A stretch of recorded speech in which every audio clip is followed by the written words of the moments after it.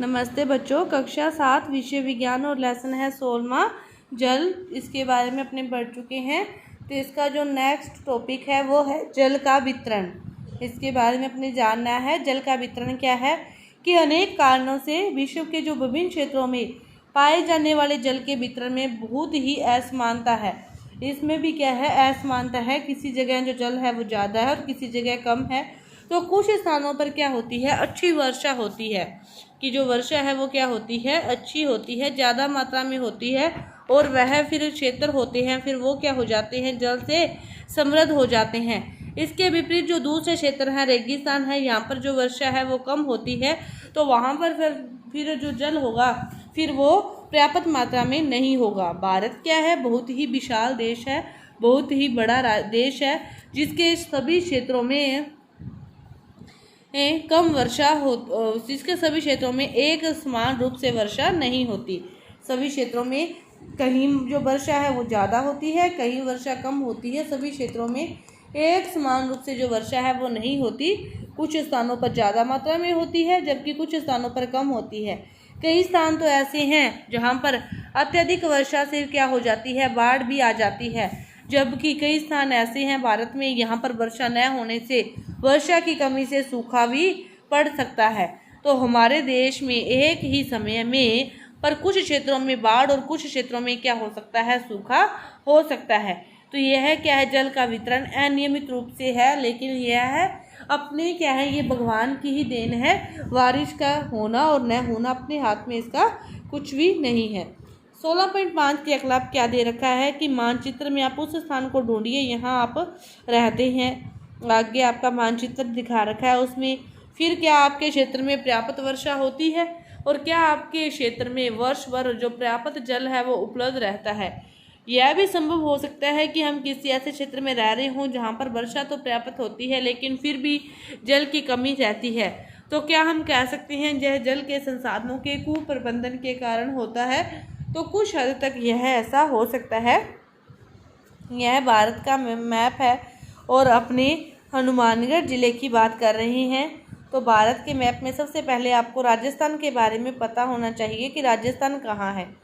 राजस्थान ढूंढोगे तो उसी के अंदर फिर क्या आएगा, हनुमानगढ़ का जिला आएगा। जैसे राजस्थान का मैप आपको पता होगा तो ऊपर से कहाँ से स्टार्ट होता है, गंगानगर से, और गंगानगर के साथ हनुमानगढ़ से। तो भारत के मैप में यहाँ पर राजस्थान होगा, उसी के अंदर क्या आएंगे, गंगानगर हनुमानगढ़ से जो सारे ज़िले हैं वो उसी के अंदर आएंगे। और अपने हनुमानगढ़ का जो ज़िला है इसके अंदर जो बारिश है वो ना ज़्यादा होती ना कम होती, मतलब सामान्य जो औसत बारिश अपने कह सकते हैं। इसके बाद है जल प्रबंधन। आपने कक्षा 6 में पढ़ा था कि अनेक स्थानों पर जो जल की नियमित आपूर्ति सुनियोजित पाइप तंत्र के द्वारा की जाती है। अपने कक्षा 6 में पढ़ा था कि अपने 6 में 8 में भी आगे पढ़ेंगे फसलों के चैप्टर में कि जब पानी है वो कम मात्रा में है या पर्याप्त मात्रा में है तो अपने फसलों की सिंचाई के लिए ड्रिप तंत्र का यूज़ कर सकते हैं, जिससे जो पानी है वो कम भी लगेगा और जितना पानी जिस पौधे को चाहिए उसी के पास उतना पानी पहुंच जाएगा। तो इसी प्रकार कक्षा 6 में पढ़ा था कि जो अनेक स्थानों पर जो जल है उसकी नियमित आपूर्ति सुनियोजित पाइप तंत्र के द्वारा की जाती है। जब नागरिक प्राधिकरण पाइपों द्वारा जल की आपूर्ति करते हैं तो यह संभव है कि जल गंतव्य तक न पहुंच पाए। तो यह संभव है, लेकिन जब अपने सही पाइप तंत्र का प्रयोग किया जाता है तो वह ऐसा पहुंच सकता है। कई बार क्या हो सकता है कि उस पाइप में रिसाव भी हो सकता है और रास्तों में ही बहुत सारा जो पानी है वो रिसकर बह जाता है। जो पानी जिसको चाहिए वहाँ तक वह पहुँच नहीं पाता। तो ये किसके कारण है, यह कुप्रबंधन, मतलब प्रबंधन में कहीं ना कहीं कमी और बर्बादी व्यक्तिगत स्तरों पर भी हो सकती है। कुछ तो कुप्रबंधन के कारण है कि प्रबंधन सही ढंग से नहीं, लेकिन हर किसी के स्तर पर भी है इसकी जो बर्बादी हो रही है।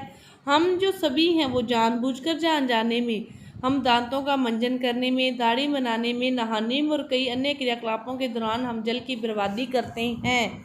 हम जल की बर्बादी बहुत मात्रा में करते हैं। त्रुटिपूर्ण टोंटियों से जो जल का रिसाव होता रहता है, उसकी बर्बादी का यह भी एक प्रकार का स्रोत है। उपयोग के दौरान जल की बर्बादी से एक ऐसा प्रतीत होता है कि जैसे भविष्य में हम जल की आवश्यकता नहीं होगी। अपने जिस टाइम जिस कार्य में लगे हम उस कार्य को अच्छे से करके छोड़ते हैं, लेकिन अपने भविष्य के बारे में नहीं सोचते, तो अपने इस टाइम भी जल की बर्बादी करते हैं। तो हमने देखा है कि वर्षा के रूप में जो जल हमें प्राप्त होता है उनमें से अधिकांश तो क्या होता है, बह बहुत मात्रा में तो ऐसे ही बह जाता है, और यह बहुमूल्य जो प्राकृतिक संसाधन की क्या है, बर्बादी है। वर्षा के जल का उपयोग भौमजल स्तर की पुनः पूर्ति करने के लिए किया जा सकता है। उसे क्या कहते हैं, जल संग्रहण कहते हैं। कि हम वर्षा के जल का उपयोग किसी और कार्य में न करके हम किसी भी प्रकार का गड्ढा खोदकर उसके अंदर उस पानी को इकट्ठा कर सकते हैं, और फिर वो पानी रिसकर नीचे जाएगा तो भौमजल का स्तर है वो क्या हो जाएगा, भौमजल का स्तर है वो क्या हो जाएगा, फिर बढ़ जाएगा। तो इसे क्या कहते हैं, जल संग्रहण, जहाँ वर्षा जल संग्रहण कह सकते हैं। तो हमारे देश में अनेक स्थानों पर जल को भंडारित करने के लिए और जल का पुनः पूर्ति करने के लिए, जल को भंडारित करने के लिए और इसकी पुनः पूर्ति करने के लिए बावड़ी बनाने की प्रथाओं का सदियों से चलन रहा है। कि पहले आपने गांवों में तो ये देखा ही होगा आजकल भी कि बावड़ी बनाई जाती है जिसमें जल का भंडारण कर सके, और उसकी पुनः पूर्ति करने के लिए इस बावड़ी का चलन रहा है। यह बावड़ी क्या है, जल संचित करने का एक पारंपरिक तरीका है, एक पुराना तरीका है। गांवों में आजकल भी आपको देखने को मिल जाएगा। समय के साथ इसका रखरखाव बंद कर दिया गया है, जिससे इन जलाशयों में धीरे धीरे गाद जमा होती गई, और तथापि जल की अत्यधिक कमी के कारण इन क्षेत्रों में लोगों को इस प्रकार की तकनीकों पर पुनः विचार करना पड़ा। बावड़ियों को पुनः बनाया जा रहा है। जिन स्थानों पर बावड़ियों का पुनः उत्थान किया गया है वहाँ कम वर्षा के बावजूद भी जल की आवश्यकताओं का प्रबंधन भली भांति हो रहा है। किसान भी अपने खेत में जल का उपयोग मितव्ययता से कर सकते हैं। संभवतः आपने बूंद सिंचाई व्यवस्था के बारे में सुना होगा। बूंद सिंचाई ड्रिप तंत्र, जिसके बारे में मैं आपको पहले भी बता चुकी हूँ कि जिससे पानी भी कम यूज होगा और जिस पौधे को जितना पानी चाहिए उस तक उतना पानी पहुँच भी जाएगा। रास्ते में जो पानी की बर्बादी है वो नहीं होगी। इसके बाद देखो एक केस का अध्ययन है गुजरात के कच्छ क्षेत्र में भुजपुर नामक स्थान में क्या हुई, वर्षा बहुत अनिश्चित रूप से होती है, तो वहाँ पर ताजे जल का एकमात्र स्रोत क्या है, भूमिगत जल ही है। इसके अलावा वहाँ पर ताजे जल का कोई भी अन्य स्रोत नहीं है। क्योंकि इस क्षेत्र में नदियों में वर्ष भर पर्याप्त जल नहीं होता, तो पिछले वर्षों में जल की मांग क्या होगी, बढ़ गई, और भौमजल का जो उपयोग है वो पुनः पूर्ति होने वाले जल से कहीं अधिक हो गया।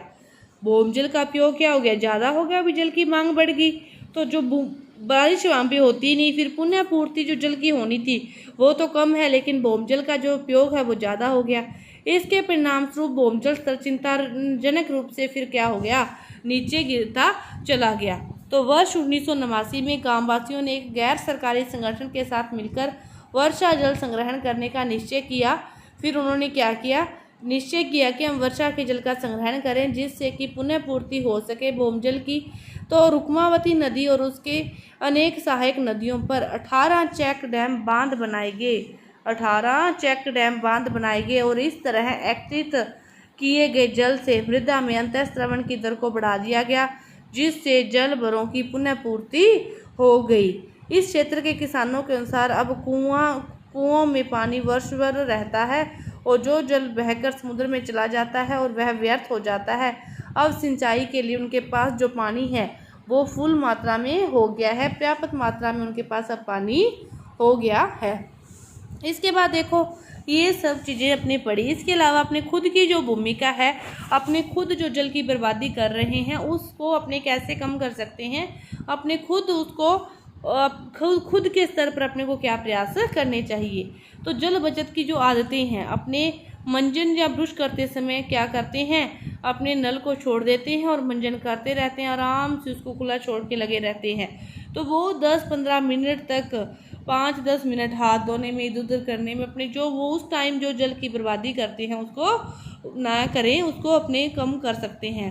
फर्श की धुलाई करने की बजाय रोज़ रोज़ फर्श की धोने की बजाय अपने उस पर पोंछा लगाकर 1-2 बाल्टी से जहाँ पर काम चलता है वहाँ पर कितने लीटर अपने पानी को फर्श की धुलाई करने में ही वेस्ट कर देते हैं।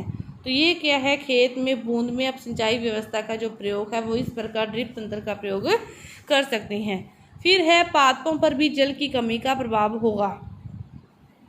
तो पादपों पर जल की कमी का क्या प्रभाव होगा कि आपने देखा है कि जो गमले के पादप हैं उनको यदि अपने कुछ दिनों तक पानी न दे तो वह क्या हो जाते हैं, मुरझा जाते हैं और सूख जाते हैं। तो पादपों को भी अपना भोजन तैयार करने के लिए पानी की आवश्यकता भी होती है और मृदा से वो पोषक तत्वों को भी ग्रहण करते हैं। तो यदि पादपों के पास पानी ही उपलब्ध नहीं होगा तो फिर वो क्या करेंगे, तो पृथ्वी पर से हरियाली लुप्त हो जाएगी और इसका अर्थ क्या है, जीवन का अंत हो सकता है। क्योंकि पादपों के न रहने का परिणाम ये होगा कि पृथ्वी पर न ही तो भोजन होगा, न ही ऑक्सीजन होगी और न ही फिर वर्षा होगी। वर्षा का होना और अपना जीवित रहने के लिए अपने को जो ऑक्सीजन चाहिए ये सब किस पर निर्भर करते हैं, पादपों पर ही निर्भर करते हैं। तो इनसे संबंध अनेक अन्य जो समस्याएं हैं वो भी उत्पन्न हो सकती है। तो पादपों में भी जल की कमी है। एक सफल प्रयास क्या है कि राजस्थान एक गर्म और शुष्क क्षेत्र है। हम जिस राजस्थान राज्य में रहते हैं वो क्या है, गर्म भी है और शुष्क क्षेत्र भी है और जल की प्राकृतिक कमी की चुनौती को एक सफल प्रयास द्वारा हल कर दिया गया है। सामाजिक कार्यकर्ताओं ने एक दल ने अलवर जिले के एक शुष्क क्षेत्र को हरित राजस्थान में परिवर्तित कर दिया गया है। यदि सभी खुद के स्तर पर प्रयास करें तो क्या नहीं कर सकते। उन्होंने एक देखो, अलवर जिले वाले लोगों ने एक शुष्क क्षेत्र को ही हरित स्थान में परिवर्तित कर दिया गया है।